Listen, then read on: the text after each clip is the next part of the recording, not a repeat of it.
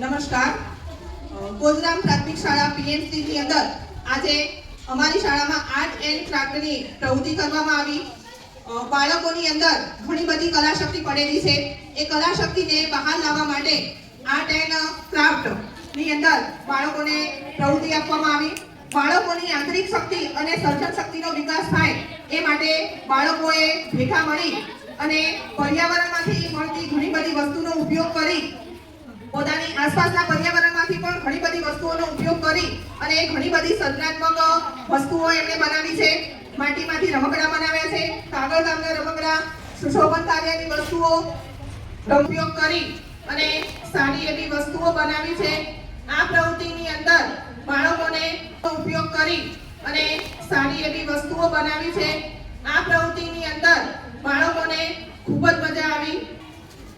બાળકોએ પોતાની આંતરિક શક્તિ અને આંતરસૂઝથી વેસ્ટમાંથી બેસ્ટ વસ્તુ કેવી રીતે બનાવી શકાય કે જે વસ્તુ આપણે ઉપયોગ કરતા નથી એને પણ આપણે જીવન ઉપયોગી કેવી રીતે બનાવી શકાય એમાંથી પણ ઘણી બધી વસ્તુનું નવું સર્જન. આજરોજ કોદરામ બે કેન્દ્ર પીએમસી ગુજરાત અંતર્ગત વડગામ તાલુકો 6/3/2024 ના રોજ આર્ટ એન્ડ ક્રાફ્ટની પ્રવૃત્તિ જેના કન્વીનર છે પુષ્પાબેન ચૌહાણ, એમણે બાળકોને ઘણી બધી ટિપ્સ આપી, ઘણી બધી માહિતી આપી સામગ્રીને કેવી રીતે ઉપયોગ કરી શકાય. તો એ અઠવાડિયા 10 દિવસથી બાળકો પાછળ ખૂબ જ મચતા હતા. બાળકોને એમ થતું હતું બેન અમારા માટે આ નવું છે, અમે તમને માર્ગદર્શન આપો, તમે અમને આમ કરો. પુષ્પાબેને એમની કામગીરીમાં વ્યસ્તતાના કારણે હોવા છતાં પણ બાળકોને ખૂબ સરસ માહિતી આપી અને બાળકો ઉત્સાહભેર આ ઉજવણી કરી અને ખૂબ સરસ એની કલાત્મક પ્રવૃત્તિઓ રજૂ કરી છે. કહેવાય છે ને કે શિક્ષક કભી સાધારણ નહીં હોતા, એનામાં કેવી કેવી શક્તિઓ પડેલી છે એ એક શિક્ષક જ જાગૃત કરી શકે. તો આ પ્રવૃત્તિ દ્વારા અમને પણ સરપ્રાઈઝ મળી કે બાળકો કેટલી સરસ સરસ પ્રવૃત્તિઓ, એમાં જે નકામી પડી છે એવી વસ્તુઓનો સરસ મજાનો ઉપયોગ કર્યો.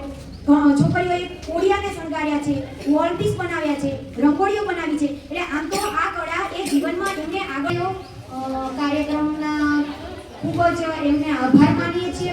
કોદરામ કેન્દ્ર શાળા પરિવાર વતી ખૂબ ખૂબ આભાર.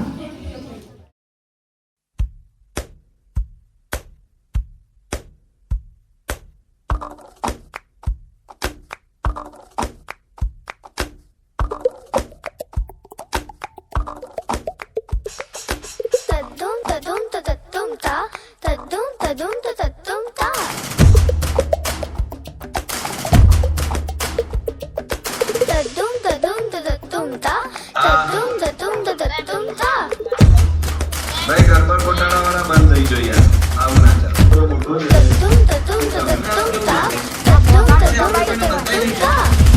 આપણો ઘોઘાટ આવે એટલે